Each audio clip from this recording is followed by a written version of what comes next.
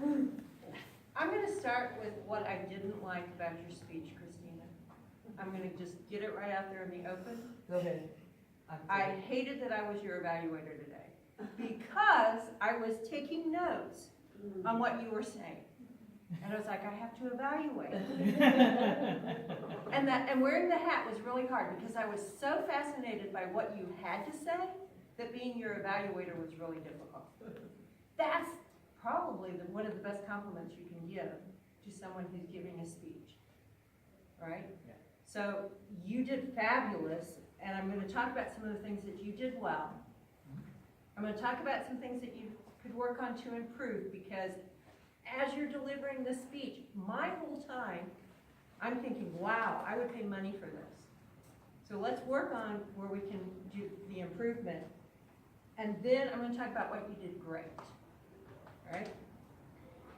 You were giving a demos presentation, and the objectives were to prepare a demonstration speech to clearly explain a process, product, or activity, and conduct the demonstration as part of a speech. Well, I think you hit that right on the head, because you were delivering a speech, and it was a how-to speech that everyone in the room wants to know more about.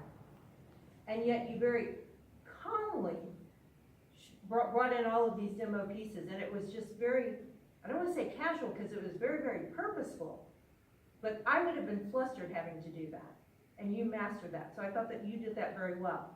The other thing that I thought that you did well was when you dropped one of the pieces, I would have been off to the side crying. I would have been like, how do I recover from that? And you just very casually reached down, picked it up, it was no big deal, and you moved on. And I thought that was masterfully done.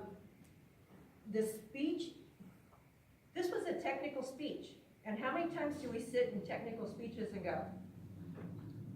And every one of us, I was watching the audience, every one of us was taking notes, we were taking it all in.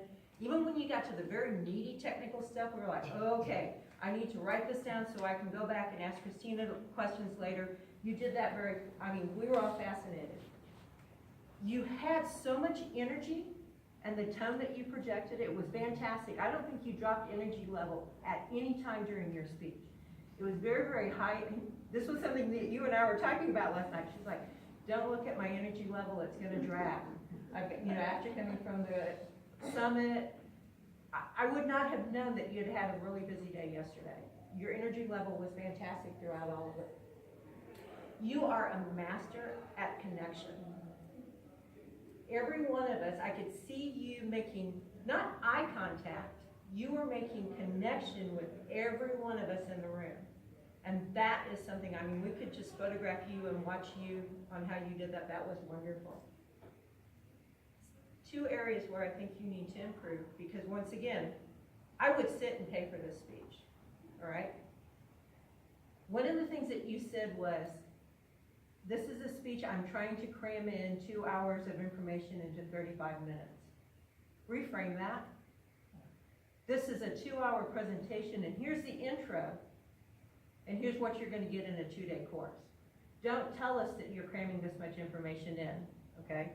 Sell it, brand yourself and your speech a little bit differently. And then the use of the stage. You started off and you were kind of using the stage, and you were walking over here, and then you got very set right here. And you have a tendency to do the rocking kind of thing. You kind of move, it's not necessarily with purpose, but you're walking, and it's like this part's very, very controlled, but this part's kind of nervous still. And that's where your nervous energy is coming from, so that's something that I would work on. Here's what I thought you did great. And once again, I want to reiterate, I would pay for this speech. So I thought that you did that wonderfully. You had a call of action.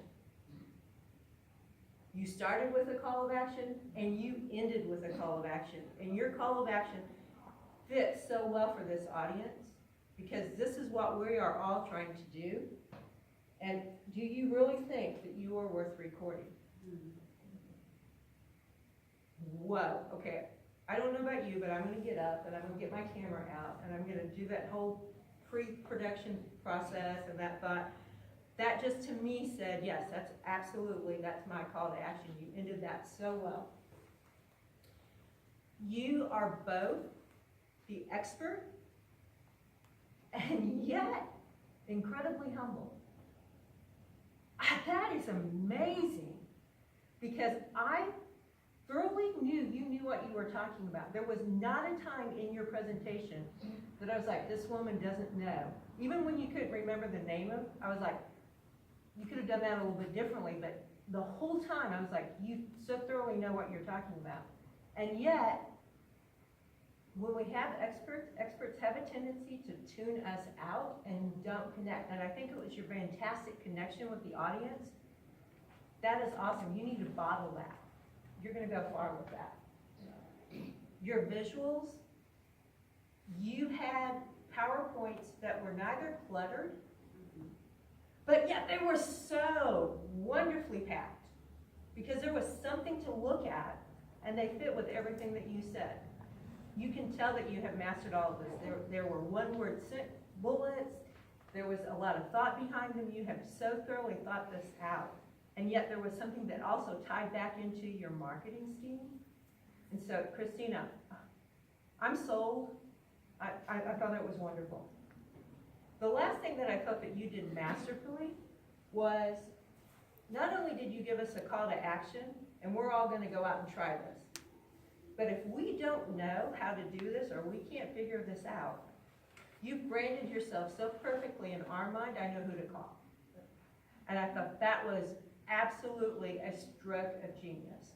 So Christina, I thought you did a fabulous job, and let me know when you do this live. I'm paying.